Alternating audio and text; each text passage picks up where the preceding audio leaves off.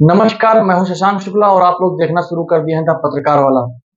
बलरामपुर जनपद के महिला सरकारी अस्पताल का क्या है हाल, पूरा वीडियो देखिएगा, आपको पता चलेगा स्वच्छ भारत मिशन पर कितना काम हुआ। जिले का सरकारी अस्पताल कहीं का भी हो, ज्यादातर देखा गया है साफ सफाई स्वच्छता तो जैसे दूर दूर तक इनके किनारे नहीं भटकता है, मानो जैसे किसी डॉक्टर ने साफ सफाई से परहेज करने के लिए बोला है। यह है बलरामपुर महिला जिला अस्पताल का प्रतीक्षालय। यहाँ की साफ सफाई को देखकर आपको रेलवे स्टेशन जैसा फील आ रहा होगा।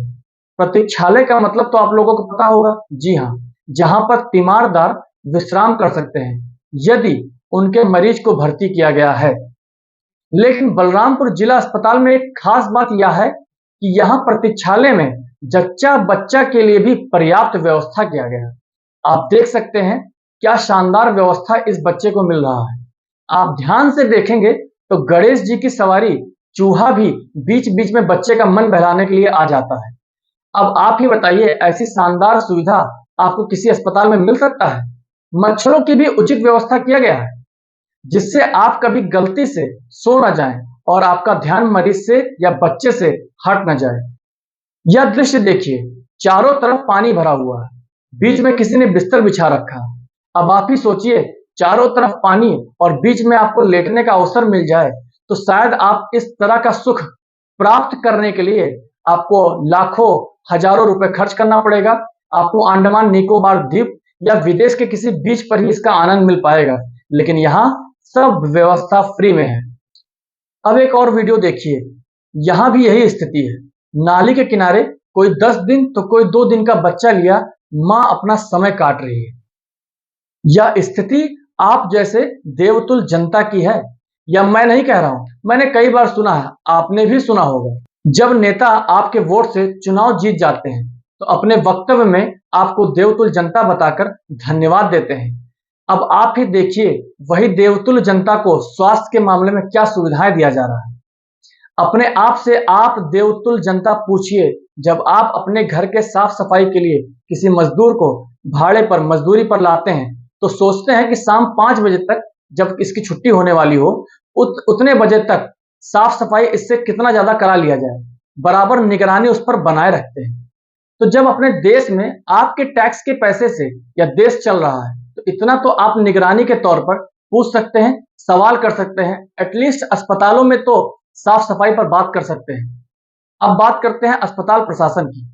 सीएमएस विनीता राय से जब हमने बात किया तो उन्होंने बताया कि यह जो अव्यवस्था बनी है उसका कारण यहाँ पर मरीजों के लिए बेडों की संख्या मात्र 30 है, डॉक्टरों की कमी है। मरीजों की संख्या 45 तो कभी 50 हो जाता है। हमारे मना करने पर भी आसपास के गांव कस्बों के सामुदायिक केंद्र के अस्पतालों से मरीजों को यहाँ रेफर कर दिया जाता है। ऐसे में जब हम इन्हें बेड न होने पर जवाब दे देते हैं तो मरीज के परिवार लोग हमसे विनती करते हैं, प्रार्थना करने लगते हैं कि हम जमीन पर रह लेंगे लेकिन हमारा इलाज शुरू कर दीजिए, किसी तरह से हमारे मरीज को बचा लीजिए।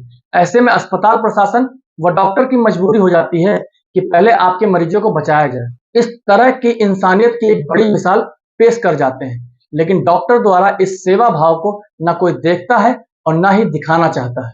लेकिन बात साफ सफाई की है तो इस पर अस्पताल प्रशासन आला अधिकारियों को ध्यान देना चाहिए। बताया गया कि नगर पालिका से कूड़ा उठाने के लिए सप्ताह में सिर्फ 2 ही दिन आते हैं। ऐसे में आदर्श नगर पालिका से गुजारिश है, आप अपने सफाई नायक को दिशा निर्देश दें जिससे अस्पतालों में साफ सफाई पर विशेष ध्यान दिया जाए। तो आपको एक ऐसी बात बताता हूं जिससे आप भावुक हो जाएंगे, शायद सरकारी डॉक्टरों के प्रति आपका नजरिया बदल जाए। पत्रकार वाला जब अस्पताल में इस मुद्दे पर पड़ताल करने गया तो पता चला जो डॉक्टर दूसरों की डिलीवरी कराती हैं, देख रेख करती हैं, वह स्वयं गर्भवती हैं और इस अवस्था में वो लगातार अपनी ड्यूटी कर रहे हैं। अब आप इस बात से अंदाजा लगा सकते हैं कि डॉक्टर्स एक सीमा से अधिक प्रयास करते हैं आपके परिवार को बचाने के लिए। चाहती तो वो छुट्टी लेकर घर बैठ सकती थी। एक गर्भवती महिला की क्या स्थिति होती है शायद आप बेहतर महसूस कर सकते हैं। आगे कुछ और बताने से पहले आप सभी से निवेदन है, द पत्रकार वालों को सब्सक्राइब करिए और अपने व्हाट्सएप ग्रुप में शेयर भी कर दीजिए। 10 सेकंड से भी कम समय लगेगा, लेकिन इससे हमें अपार मात्रा में ताकत मिलेगी। आप तक हम ऐसे ही वीडियो को पहुंचाते रहेंगे। अब बात करते हैं कि बेड की संख्या अगर 30 ही है तो जिले के सरकारी अस्पताल में मारामारी तो होगा ही, क्योंकि हर कोई अपने मरीज को प्राइवेट अस्पताल में नहीं ले जा सकता। और इन लोगों की जिसकी आर्थिक स्थिति कमजोर है उनकी संख्या ज्यादा है, क्योंकि आपके बलरामपुर की जो प्रति व्यक्ति आय है उत्तर प्रदेश के 75 जिलों में सबसे निचले पायदान, सबसे आखिरी पायदान पर। ऐसे में सरकार से, अस्पताल की तरफ से और बलरामपुर के देवतुल्य जनता की तरफ से द पत्रकार वाला गुजारिश करता है कि बेडों की संख्या बढ़ाई जाए, अन्य सुविधाओं को पे ध्यान दिया जाए, उनको बढ़ाया जाए, जिससे लोगों को बेहतर इलाज निःशुल्क मिल सके। उम्मीद करता हूं आप लोग मेरा यह प्रयास ज्यादा से ज्यादा लोगों तक शेयर करके सरकार तक पहुंचाएंगे। यह खबर हमारे साथी संतोष सिंह ने किया। आप देख रहे थे द पत्रकार वाला। धन्यवाद।